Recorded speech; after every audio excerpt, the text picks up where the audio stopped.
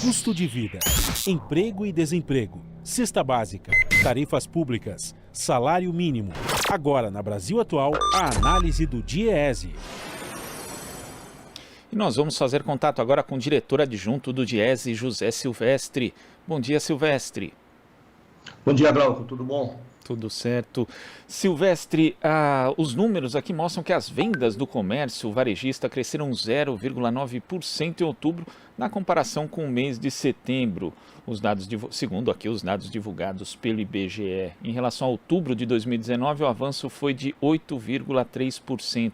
Esses dados mostram uma recuperação do setor ou ainda é muito cedo, até porque as bases de comparação são fracas, Silvestre? Olha, eu acho que é muito cedo para afirmar que há, de fato, uma recuperação, exatamente em razão disso que você acabou de falar, ou seja, você tem uma base muito comprimida, né? De toda forma, como se trata do mês de outubro, né, e esse período do ano, sobretudo a partir de novembro, deve ter uma melhora na performance dessas vendas, em razão, sobretudo, da entrada do 13º, né? Então, eu imagino que o dado de novembro e dezembro deve trazer uma melhora nas vendas do varejo, né? Mas é isso. E você teve também, Glauco, não dá para desconsiderar o efeito advindo do auxílio emergencial, né? Mas, de toda forma, é um crescimento muito pequeno, sobretudo para o período do ano. Agora, insisto, ainda é outubro, né? Normalmente as vendas crescem mais em novembro e dezembro. Então a gente pode esperar números um pouco melhores, embora justamente outubro ali seja o primeiro mês, inclusive, que houve esse impacto da redução do auxílio emergencial. Então existe um cenário ainda incerto em relação a essa consistência? Eu diria que tem isso, porque o auxílio emergencial exatamente, ele entra em vigor com esse valor menor, ou seja, a metade do que era, e, portanto, R$300, exatamente a partir de outubro. Mas os dados eu diria que são um pouco consistentes no sentido de a gente poder afirmar, né, que vai ter uma recuperação. Mas, de toda forma, eu acho que está um pouco, o comportamento das vendas do comércio está em linha com o que a gente tem observado no comportamento da indústria. Quer dizer, tem tido uma melhora do ponto de vista dos indicadores da economia, mas é algo muito aquém, digamos, do necessário para fazer frente aí às necessidades, sobretudo em relação ao emprego, né? E considera sempre isso, quer dizer, é uma base muito comprimida em todos os indicadores que você pega de emprego, de vendas, enfim. De toda forma, vamos aguardar aí esses 2 meses de novembro e dezembro para ver o que vai acontecer com o comportamento das vendas. Agora, Silvestre, quando a gente pega ali, esmiuça os dados, vê que não é um crescimento bastante desigual, porque segmentos de móveis eletrodomésticos, por exemplo, cresceram 19% acima do nível de fevereiro, artigos de uso pessoal e doméstico 3,3%, farmacêuticos, cosméticos, perfumaria 9,6%, mas tem atividades que apresentaram queda, né? Livros, jornais, revistas e papelarias, inclusive uma redução significativa de 33,7%, combustíveis e lubrificantes 4,7%, tecidos, vestuários e calçados 4,6%. Então é um crescimento ainda bastante desigual. Nem todos os setores do comércio estão se recuperando ainda. Sim, porque como você tem uma crise profunda, né? De certa forma é esperado que cresça naqueles setores, digamos assim, mais essenciais, né? Então você citou aí, por exemplo, a parte de alimentação, né? De bebidas e outros.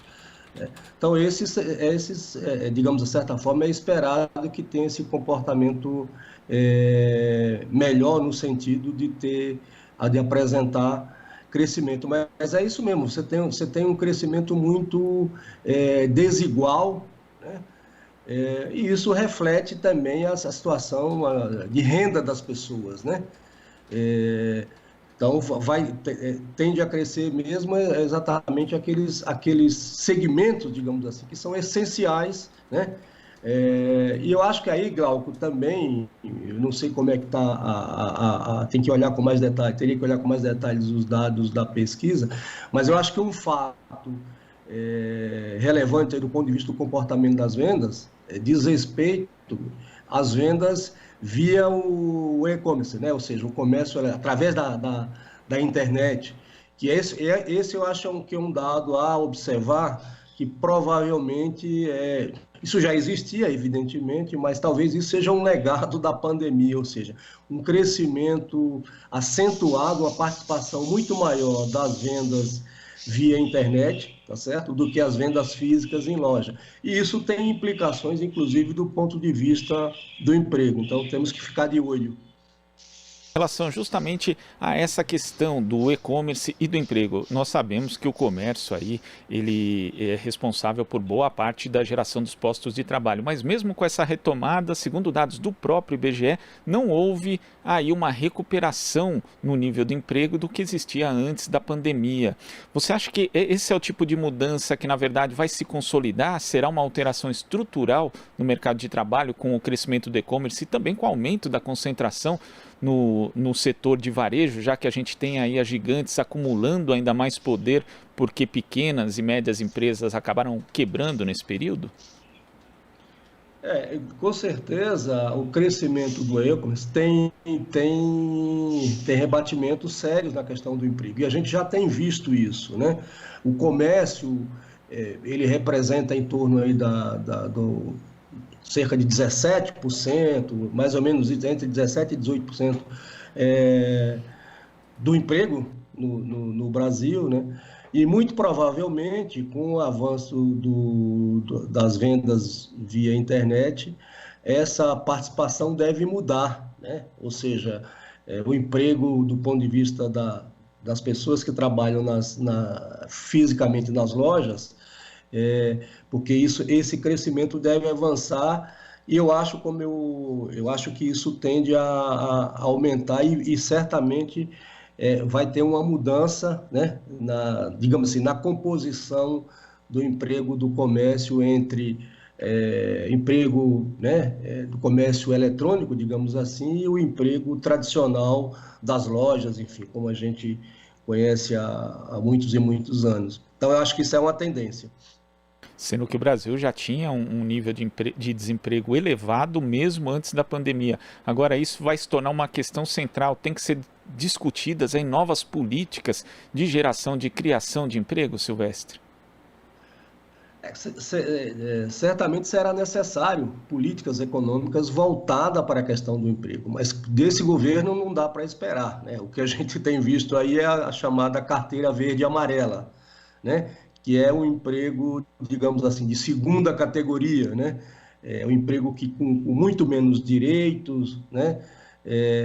Empregos de baixa qualidade, enfim, é isso que esse governo está propondo, né? E a gente nós podemos esperar um aumento do desemprego, né? Que já vem ocorrendo e, sobretudo, para o ano que vem, né? Porque em que pese as projeções do crescimento da economia, exatamente esse crescimento vai se dar numa base muito comprimida, né? Então, nós vamos ter, com certeza, aumento do desemprego, piora das condições de vida da população, aumento da desigualdade, porque não tem, né? Esse governo não tem políticas públicas para fazer frente a esses efeitos que vai perdurar ainda o ano que vem, até porque não tem a vacina, né, a ponto de imunizar toda a população, enfim. Então, certamente viveremos um 2021 não será um ano fácil. Pelo que tudo indica, infelizmente não vai ser. Silvestre, queria agradecer sua participação aqui no Jornal Brasil Atual e até a próxima. Obrigado, Glauco. Estamos à disposição. Conversamos aqui com o diretor adjunto do DIEESE, José Silvestre.